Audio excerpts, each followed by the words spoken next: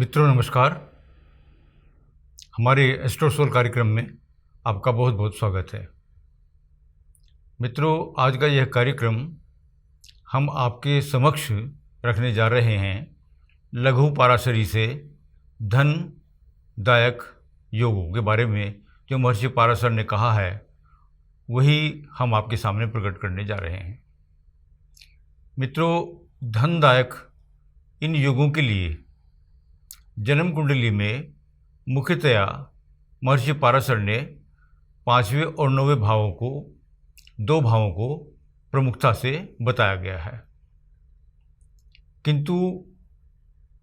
इससे पूर्व जो उन्होंने सावधानी बताई है वह भी हम आपके समक्ष कर देते हैं कि इन योगों की स्थिति से पूर्व यह सावधानी रखनी चाहिए कि इन योगों को कोई पाप ग्रह न देखता हो या छठे, 8वें, 12वें घरों के स्वामी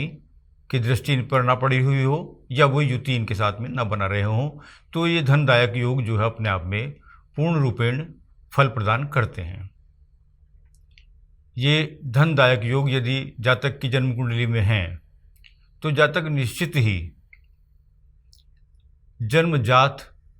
ऐसी स्थितियों को लेकर उत्पन्न होता है कि उसके चारों तरफ धन की प्रचुर मात्रा में स्थिति बनी रहती है। कभी कभी यदि विपरीत स्थितियों में भी जातक उत्पन्न हुआ है तो भी वह अपनी मेहनत से, अपनी मशक्क़त से या अपने परिश्रम से इन हालातों का निर्माण कर लेगा कि वह धन की प्रचुर मात्रा को उपलब्ध हो जाएगा। मित्रों, सर्वप्रथम वो कहते हैं कि यदि पंचम भाव में यदि बुध की 2 राशियां कन्या और मिथुन बैठी हुई हैं, उस स्थिति में शुभ ग्रह कोई उनके साथ में बैठा हुआ है या बुध उनके साथ बैठा हुआ है और सामने से उन पे मंगल या चंद्रमा अर्थात 11वें भाव से चंद्रमा या मंगल की दृष्टि उन पर पड़ रही है, तो ये धनदायक योग कहलाएगा। ऐसी स्थिति में जातक की जन्म कुंडली में यदि ये उपलब्ध है, ये धनदायक योग, तो जातक को प्रचुर मात्रा में धन की उपलब्धता रहती है और वह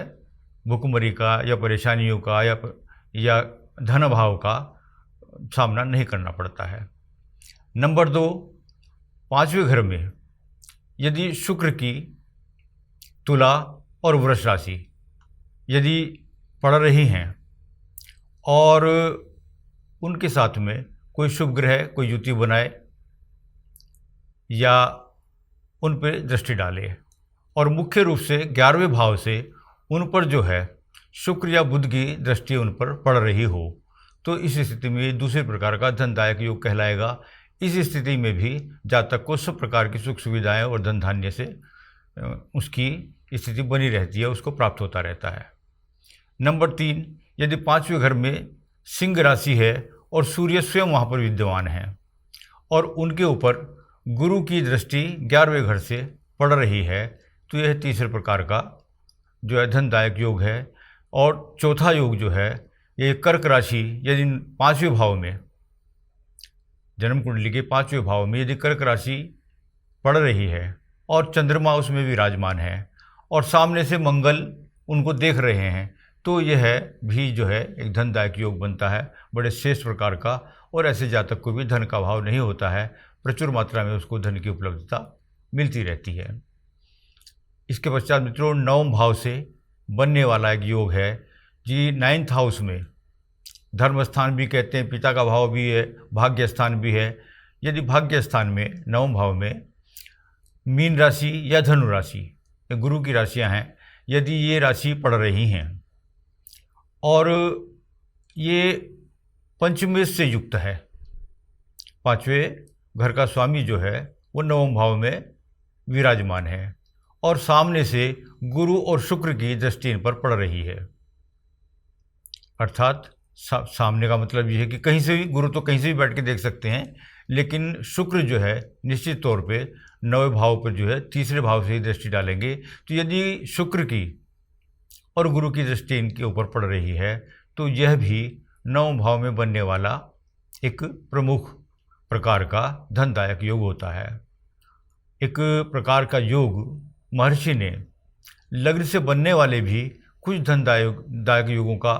जिक्र किया, उनका भी वर्णन किया है। उसमें यदि लग्न में बैठी हुई राशि का स्वामी यदि लग्न में है और कहीं से भी उसके मित्र ग्रहों की, चाहे वो शुभ ग्रह हो चाहे पाप ग्रह हो, लेकिन उसके मित्र ग्रह होने चाहिए, तो विभिन्न प्रकार के धनदायक योग बनते हैं। प्रत्येक राशि के साथ में इस प्रकार के धनदायक योग बनते हैं, किंतु शर्त यही है कि लग्न में लग्नेश स्वयं उपस्थित हो और उस पर पंचम भाव से या नवम भाव से या किसी अन्य भाव से, लाभ स्थान आदि से कोई भी मित्र ग्रह उनको देखता हो और उन पर कोई पाप ग्रह की दृष्टि ना पड़ रही हो या छठे आठवें 12वें की दृष्टि इस योग का खंडन न कर रही हो, तो ये लग्न से बनने वाले कई प्रकार के, अर्थात 12 राशियाँ होती हैं, तो 12 ही प्रकार के लग्नों से बनने वाले ये धनदायक योग बनते हैं। इसके अतिरिक्त मित्रों और भी जो विभिन्न विद्वानों ने बताए हैं उनमें कुछ इस प्रकार के योग भी हैं। मान लीजिए लग्नेश यदि लाभ स्थान में बैठ गया है या धनेश यदि दशम भाव में राज्य स्थान में बैठ गया है, तो इस प्रकार के योगों को भी राजयोग या धन योग की संज्ञा दी जा सकती है। और उस स्थिति में भी यदि कहीं से इनको पाप ग्रह न देख रहे हों या पाप ग्रह से इनकी युति न बन रही हो या छठे आठवें 12वें घर के स्वामी जो है,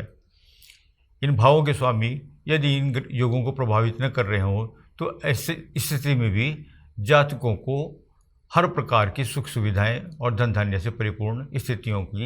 का निर्माण होता रहता है और प्रचुर मात्रा में धन की उपलब्धता बनी रहती है।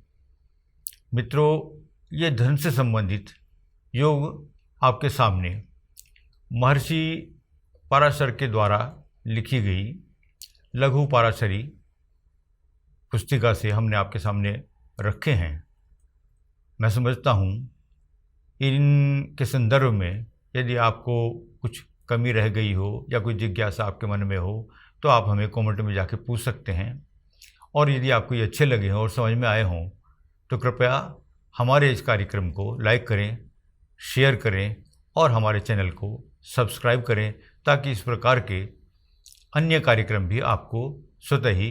मिलते रहें। आज के लिए इतना ही पर्याप्त है। नमस्कार, बहुत बहुत धन्यवाद।